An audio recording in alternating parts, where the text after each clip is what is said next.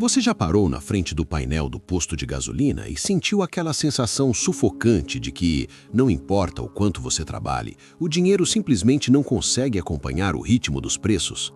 Aquela sensação amarga de encher o tanque e ver sua semana inteira de trabalho evaporar em poucos minutos? Pois saiba que você não está sozinho. Milhões de brasileiros vivem essa realidade todo dia, toda semana, toda vez que precisam abastecer o carro para ir ao trabalho, levar os filhos para a escola, fazer as compras do mês ou simplesmente manter a vida funcionando. E quando falamos de combustível no Brasil, o etanol hidratado é um dos protagonistas dessa história. Durante muito tempo, ele foi vendido como a grande solução nacional, o combustível verde, o orgulho da nossa agricultura, a alternativa mais barata à gasolina. Uma promessa bonita, um discurso sedutor, mas a realidade que aparece toda semana nos dados da Agência Nacional do Petróleo, Gás Natural e Biocombustíveis, a ANP, conta uma história completamente diferente.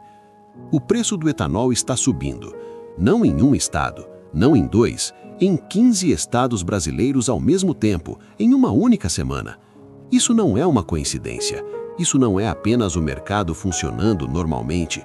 Isso é um padrão, um ciclo, uma máquina que tritura o poder de compra do trabalhador comum enquanto beneficia uma cadeia inteira de interesses que você nunca vê, mas que sente no bolso todo mês. A farsa por trás da alta do etanol não é nova. Ela se repete com uma regularidade perturbadora, sempre com as mesmas justificativas, sempre com os mesmos efeitos. Mais peso para quem menos pode pagar. E o pior é que a maioria das pessoas não entende o que está acontecendo de verdade. A maioria aceita o preço, suspira fundo, passa o cartão e segue em frente, achando que não tem escolha. Mas e se você tivesse informação? E se você entendesse o mecanismo por trás dessa escalada? E se você pudesse enxergar a engrenagem que faz o seu dinheiro sumir antes mesmo de chegar na sua mão? É exatamente isso que vamos fazer aqui. Vamos descascar essa cebola camada por camada. Vamos olhar para os números reais, entender o que eles significam e revelar o que existe por trás dessa alta que ninguém conta para você de forma clara e direta. Prepare o coração, porque o que você vai descobrir vai te indignar. E a indignação, quando usada da forma certa, é o primeiro passo para parar de ser o elo mais fraco nesse sistema. Fique até o final, porque vamos chegar em um ponto que muda completamente a forma como você enxerga o preço do combustível no Brasil. Os números que não mentem. Vamos começar pelos fatos, dados concretos, levantados pela ANP, a agência do governo federal responsável por monitorar os preços dos combustíveis em todo o país, compilados e analisados pelo sistema AE-Taxas. Na semana encerrada no sábado, dia 28 de março de 2026, o preço médio do etanol hidratado subiu em 15 estados brasileiros, caiu em 8 estados e no Distrito Federal, e ficou estável em apenas 2 lugares, no Espírito Santo e em Mato Grosso do Sul. No Amapá, nem houve levantamento de preços. 15 estados com alta. Pense nisso. Estamos falando de mais da metade do território nacional registrando aumento no preço de um combustível considerado alternativo e, em teoria, mais acessível. Não é um problema regional, não é uma crise localizada, é um movimento amplo, simultâneo, que alcança o motorista de Fortaleza, de Curitiba, de Manaus, de Salvador, de Goiânia. Em São Paulo, o maior estado produtor de etanol do país, o maior consumidor, o estado com o maior número de postos avaliados pela ANP, o preço subiu 0,44%, chegando a R$ 4,54 por litro. Isso pode parecer pouco à primeira vista, menos de 0,5%, quase nada, certo? Errado. Pense na frequência com que você abastece. Pense em quantos litros você coloca no tanque a cada vez. Agora multiplique isso por 4 semanas no mês, por 12 meses no ano. Agora pense que esse não é um evento isolado. Essa alta de 0,44% em uma semana em São Paulo acontece dentro de um contexto de altas consecutivas, de um padrão que se repete semana após semana, com variações para cima muito mais frequentes do que variações para baixo. E não é só São Paulo. O preço médio nacional do etanol foi de R$ 4,70 para R$ 4,72 em apenas 7 dias, 0,43% de aumento, no Brasil inteiro. Isso parece pouco, mas representa uma sangria constante e sistemática no bolso de dezenas de milhões de pessoas que dependem do combustível para viver. Agora vamos falar de algo que poucos percebem nessa história: o papel central de São Paulo nesse mercado. São Paulo não é apenas o maior consumidor de etanol do Brasil, é também o maior produtor, concentrando a maior parte das usinas de cana-de-açúcar do país. Isso significa que quando o preço sobe em São Paulo, não estamos falando de um problema de abastecimento regional.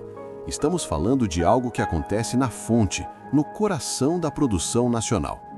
E quando o coração do sistema produtivo registra alta, o resto do corpo sente. Os outros estados, que dependem de etanol produzido majoritariamente no centro-sul do país, especialmente em São Paulo e Minas Gerais, ficam ainda mais vulneráveis às oscilações. O que sobe em São Paulo hoje aparece multiplicado no Nordeste na semana seguinte. Mas por que os preços sobem? Quais são as razões que fazem o etanol ficar mais caro de forma tão sistemática? Vamos aprofundar isso, porque aqui é onde a história começa a ficar interessante e incômoda. O etanol no Brasil é produzido a partir da cana-de-açúcar. A safra da cana tem sazonalidade, ou seja, ela segue o ritmo das estações do ano.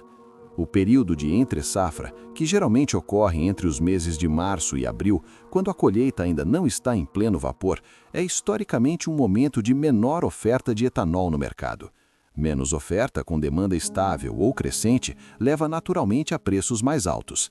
Mas isso é apenas parte da explicação, porque se a sazonalidade fosse o único fator, os preços voltariam ao patamar anterior assim que a safra se normalizasse. O problema é que eles nunca voltam completamente. Cada ciclo de alta deixa um patamar um pouco mais elevado do que o anterior. É como uma escada que só sobe. Você sobe um degrau, outro degrau, mais um degrau, e quando olha para trás, percebe que está muito mais alto do que estava há 2 anos, há 3 anos, há 5 anos.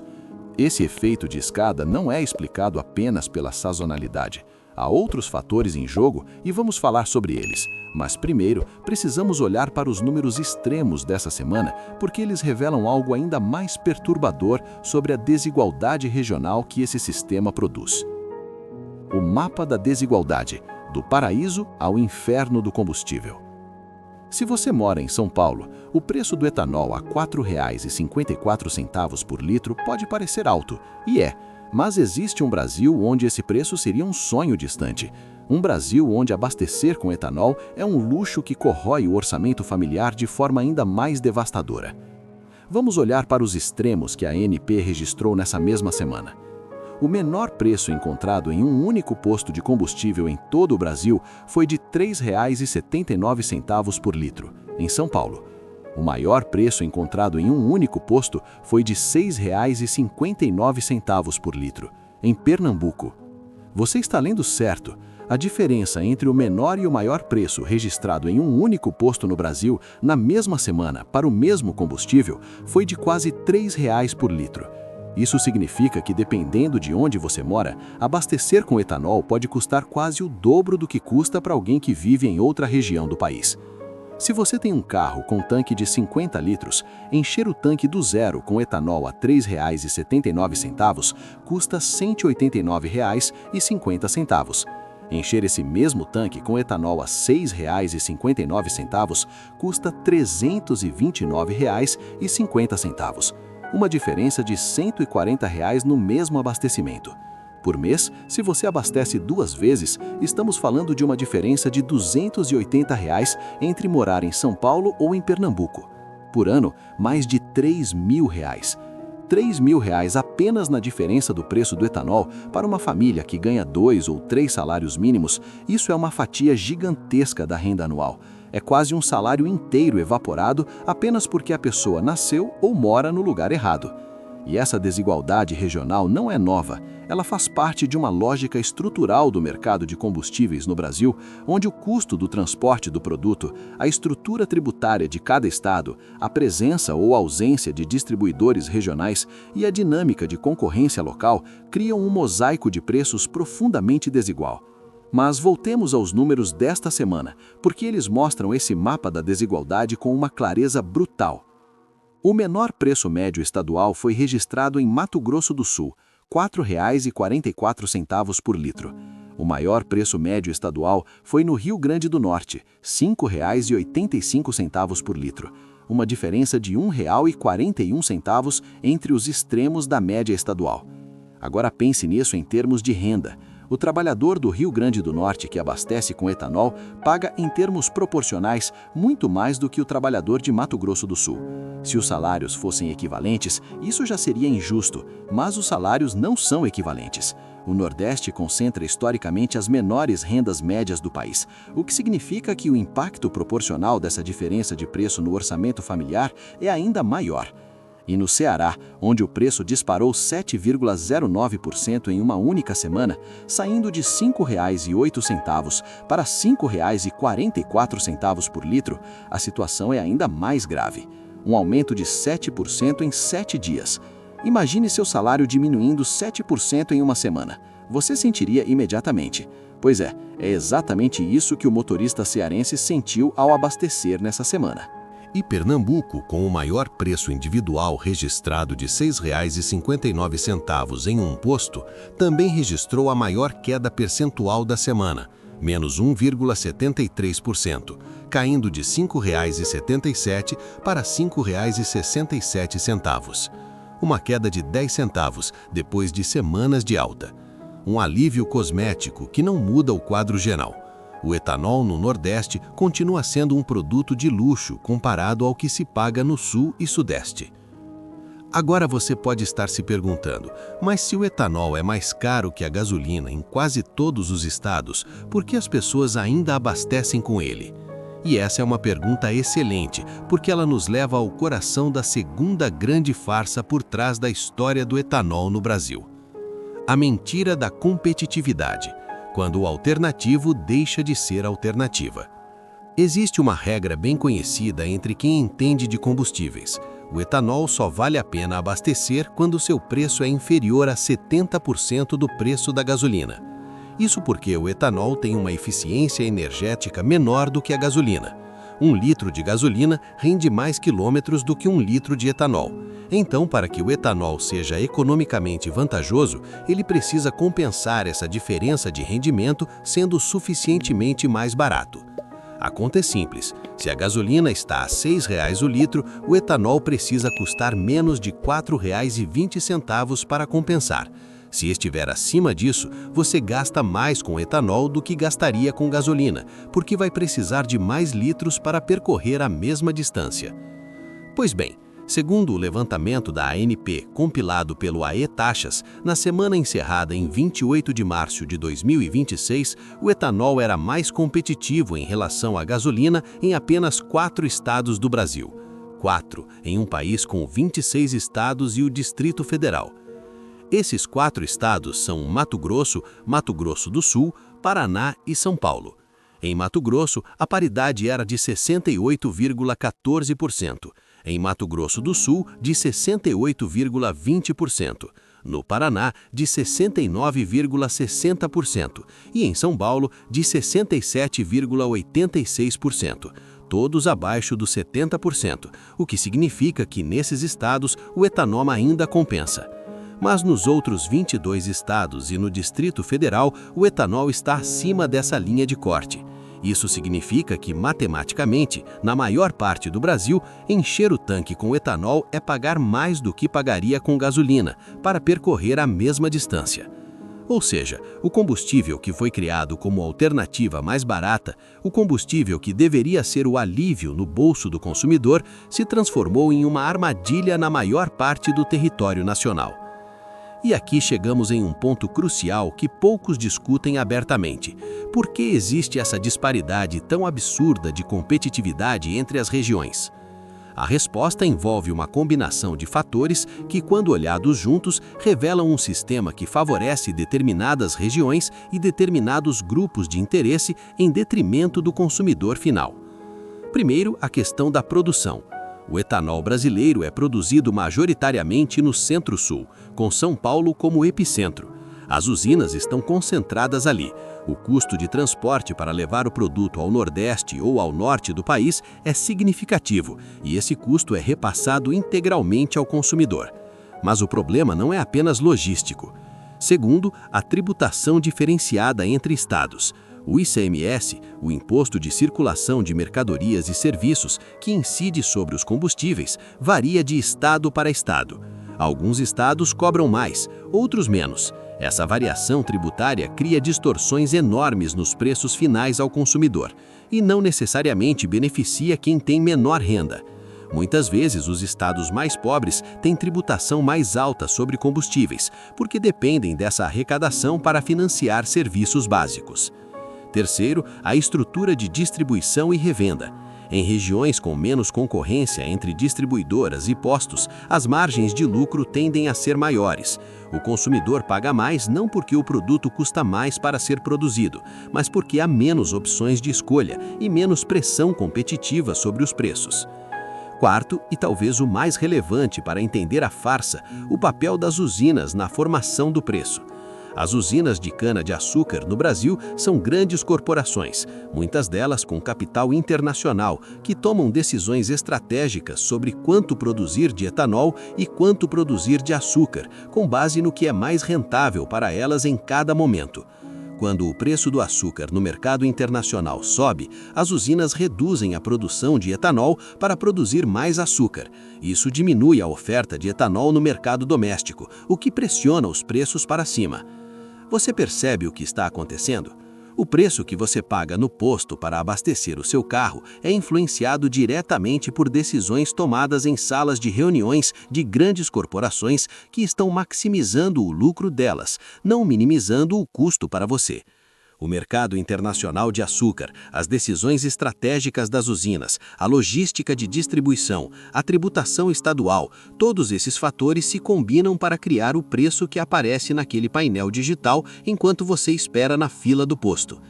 E enquanto tudo isso acontece, você, o motorista, o trabalhador, o cidadão que precisa do carro para sobreviver, não tem poder nenhum sobre esses fatores.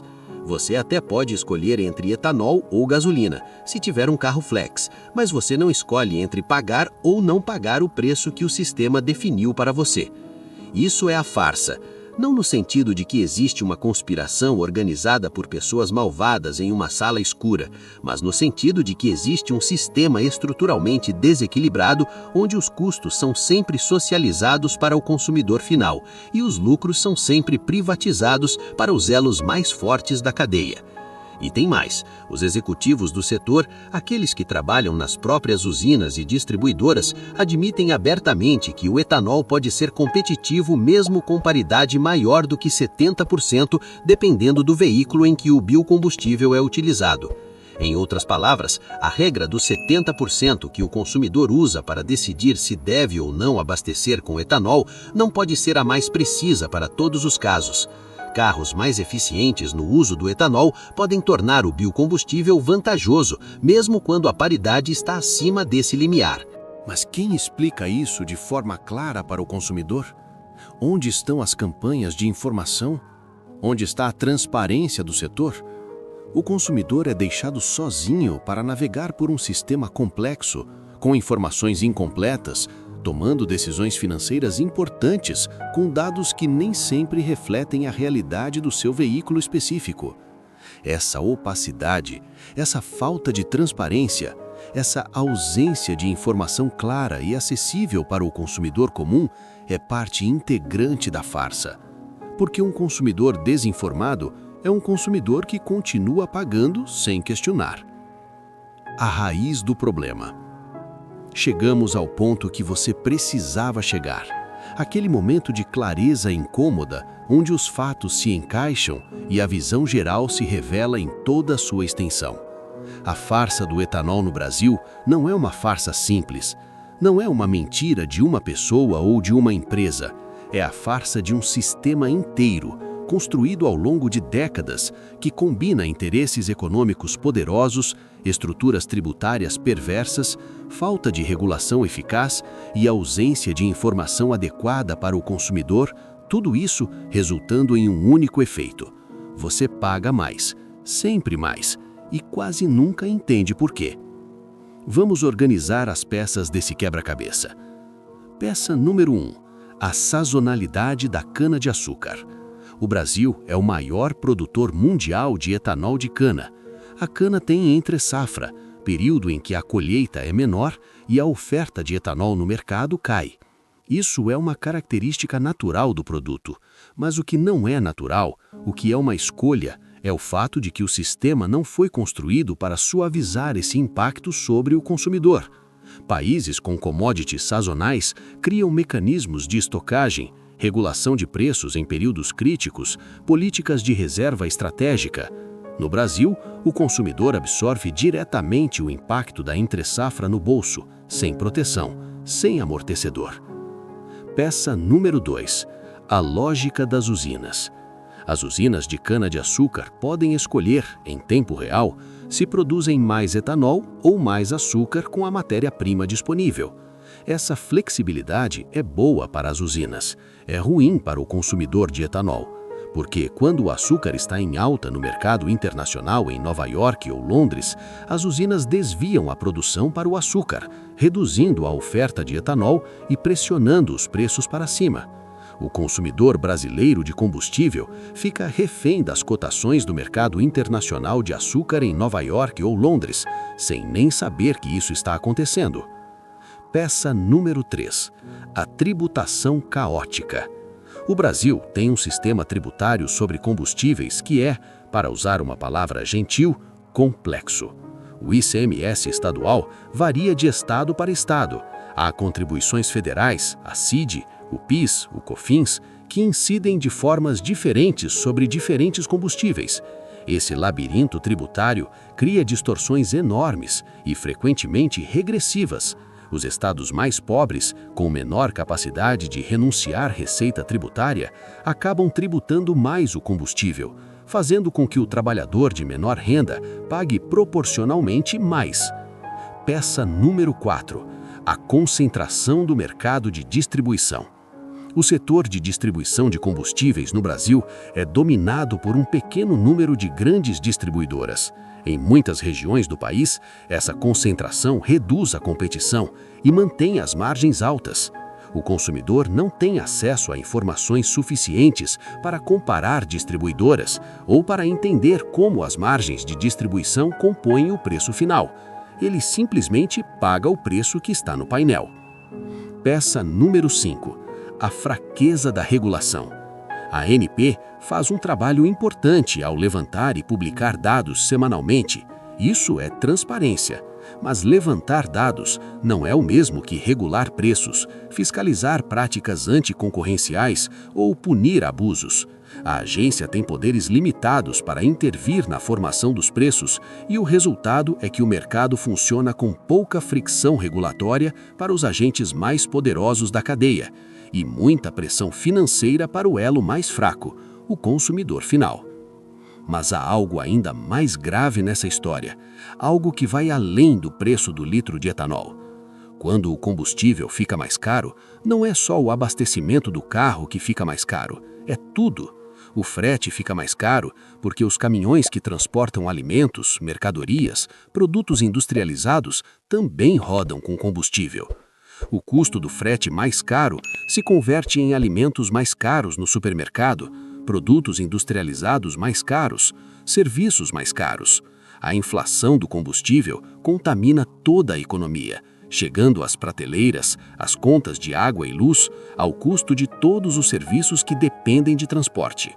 Isso significa que quando você vê o etanol subindo 0,44% em São Paulo em uma semana, ou 7,09% no Ceará, você não está vendo apenas o preço do combustível.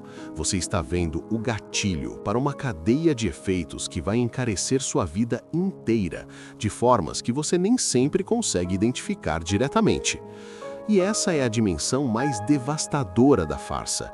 Ela não fica no posto de gasolina. Ela te segue para casa, para o supermercado, para a farmácia, para cada canto da sua vida onde o dinheiro encontra um preço.